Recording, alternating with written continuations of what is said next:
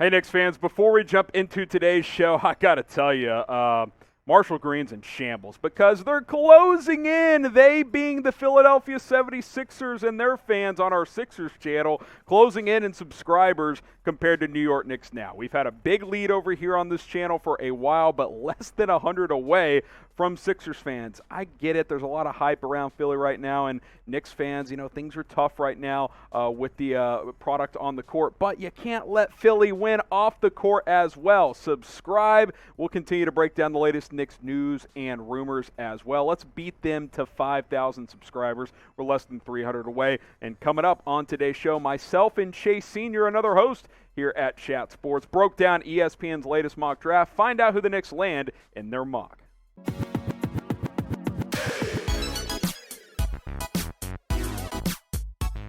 Let's get into ESPN's latest NBA mock draft. Chase, final third of the season, part of the NBA season. So mock drafts are starting to come out. No doubt.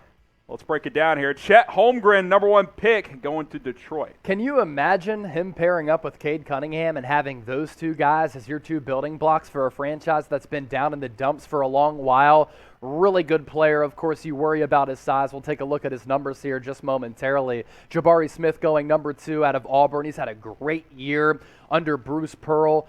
Paolo Banchero, he's been really good for Duke. Jaden Ivey out of Purdue has really climbed up draft boards of late. And then A.J. Griffin, another Dookie in Coach K's final year. They have a realistic shot to win yet another national championship. Now, the consensus top 3 prospects in this draft class, it's Chet, it's Jabari, it's Paolo. All of these players are really, really good, and all of them give you a variety of different skill sets. For Chet, he's a big guy who, yes, he lacks size, but can stroke the three, shooting around 40% from beyond the arc. A very good rebounder, can handle for his size and be a rim protector, even though he does lack some muscle. Jabari Smith, really good, averaging 16 points per game, little shy of 7 rebounds, shooting 43.5% from the floor. You'd like to see that rise, but for the Dookie, man, 46% from the floor, 16.5 points. The first college player, by the way, to be involved in the My Team method on NBA 2K. You can play him in these video games now, which is actually pretty cool for him.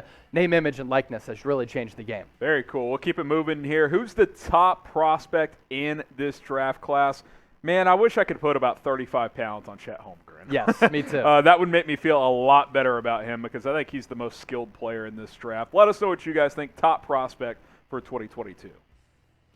We'll go 6 through 10 here with Jalen Duren out of Memphis going to the Thunder at number 6. Yeah, he goes to the Thunder as Sam Presti just continues to have a bunch of draft assets at his disposal. Johnny Davis has been playing really good basketball for Wisconsin this year. Shaedon Sharpe, up and down year with Kentucky, but has all of the talent to be a very good player. Upside selection there. If he does end up going to the San Antonio Spurs, they could use another key young player. Keegan Murray out of Iowa. He's risen up some draft boards as well, going to Portland at number 9. And then Ty Washington, also out of Kentucky, also going to the Portland Trail Blazers at number 10. You take a look at what Duren has been able to do under Penny Hardaway this year. Penny Hardaway has done a great job of recruiting a lot of really good players to come to Memphis. That hasn't necessarily translated to a lot of wins, but Jalen's a really good player with some good size and athleticism. This year, 11.5 points, little less than 8 rebounds.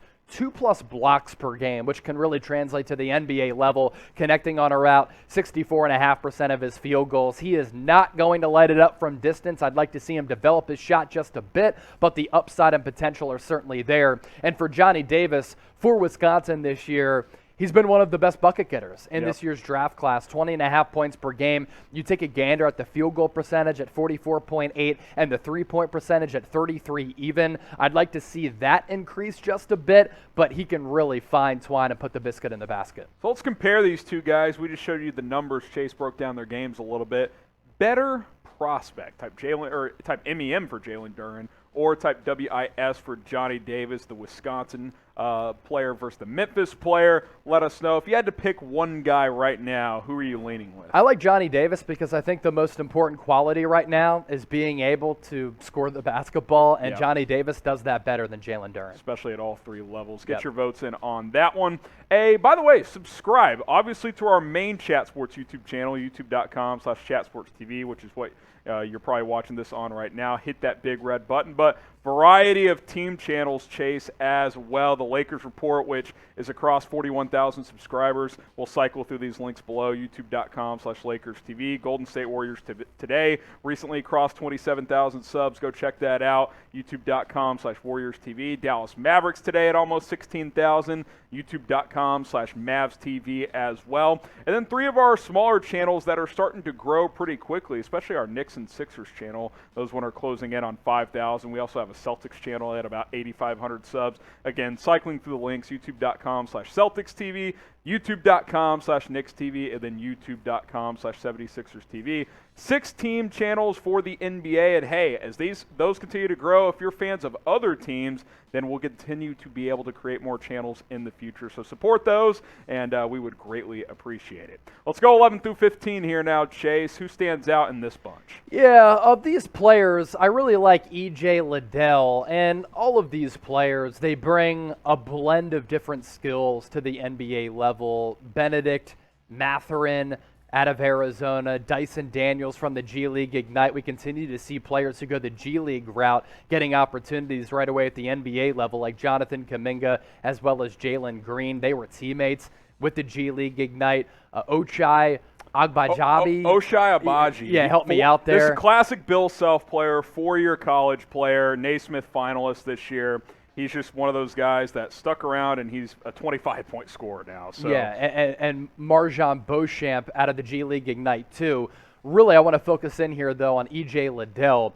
Him going back to Ohio State has had a similar impact of Ayo Dosunmu going back to Illinois last year. Both of these guys hail from the great state of Illinois. Used to work in Springfield, watched both Ayo and E.J. Liddell play some high school basketball, but you look at how E.J. Liddell's work in the lab has paid off, and him just coming back to college for a third year has paid big dividends. The numbers are up all across the board, and because of that, he's gone from a back half of the first-round guy last year, maybe even second-round guy, to being a borderline lottery pick this year. He's a little bit undersized, but he makes up for that with his ability to knock down some three-point shots. 16 points per game up to 19.5. Rebounds up from less than 7 to 7.5. Blocks per game up from 1 to 2.5. Field goal percentage up to 51. And three-point percentage, yes, it's shorter from the college ranks, right? But 39% from three is really impressive for a forward who in today's NBA can play a little bit of small ball 4, maybe even small ball 5, and you can still get away with him being on the floor in that way.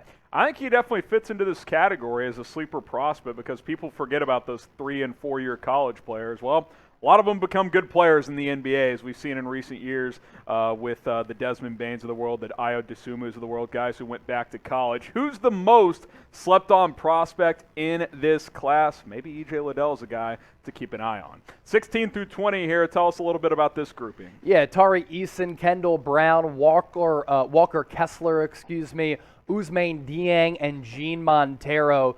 What's kind of the common theme here, especially at picks 19 and 20? The New Zealand Breakers, you go international there, and you take a shot on a prospect who might have some upside in this back half of the first round, and then Gene Montero, G League Ignite. So the G League Ignite, it's pretty interesting. Like, you look at that team kind of like you look at Kentucky. You were betting on players being better at the NBA level than they were either with Kentucky or with the G League Ignite because they simply weren't given as many opportunities on more stacked rosters. So you're taking a little bit of a gamble, and you're unsure as to how that game translates. But, of course, at this point, the ability in the first round is certainly on the table. How do you guys value draft picks? You think it's overrated, underrated? You know, you got Sam Presti, who's got about 30 first-round picks over the next 5 years. Slight exaggeration, but he's got a bunch. You think it's overrated? Type Y for yes. If you're like, no, draft picks are good to have, type N for no. I like having them, Chase, because even if you don't use them, you can flip them for good players. You can. Lakers would like to have a few. Les Snead doesn't care at the NFL level. Yeah, exactly. So let us know, yes or no.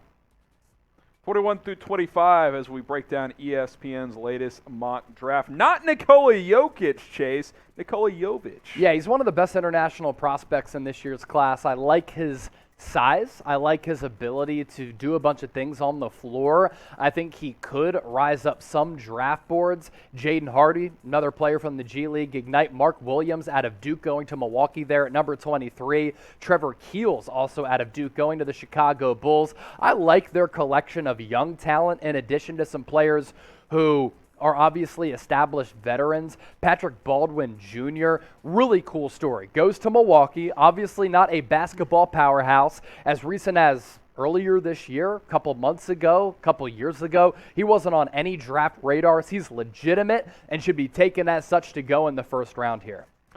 If you love the NBA draft, like this video. We love it here at Chat Sports. Chase and I will be live whenever it happens. What is that? First week of June, second week of June, sometime in there. We'll be live. We'll be breaking down every single pick. Like the video, and of course, between now and then, tons of draft rumors, mock drafts. We'll probably do some prospect breakdown. So keep it here with Chat Sports. All right, let's wrap up this ESPN NBA mock draft, 26 through 30 here. Anybody stand out here? J.D. Davison's hair goes to Alabama, probably the best head of hair in this year's draft class. Kennedy Chandler for a Tennessee team, really good player. Shout out to Petey. Blake Wesley out of Notre Dame. Notre Dame has kind of fallen under the radar. Had a sneaky good year. They've had a sneaky good year, but the last couple of years, they haven't really been as good as they've been in the past. So a player like Blake Wesley can be slept on a little bit. Yeah, no doubt about it. Who has a legitimate prospect who didn't go in round one? Who is a legitimate prospect, I should say. Are there any names on your radar yet that didn't get into this ESPN mock? Man.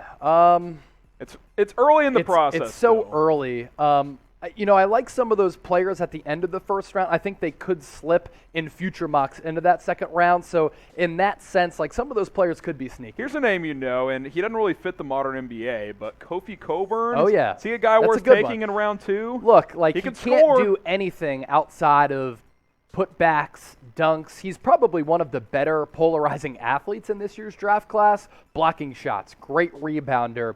He is so gifted and so strong. He just can't do anything outside of some of those limited skills. He's an old school big, not a modern day big. Because of that, I think he slides into the second, but worthy of a second round selection for sure. Physical dominance for sure. Hit that subscribe button like we mentioned because more NBA news, rumors, draft coverage here at Chat Sports. And hey, if you enjoyed this video, we'll do more mock draft coverage in the future.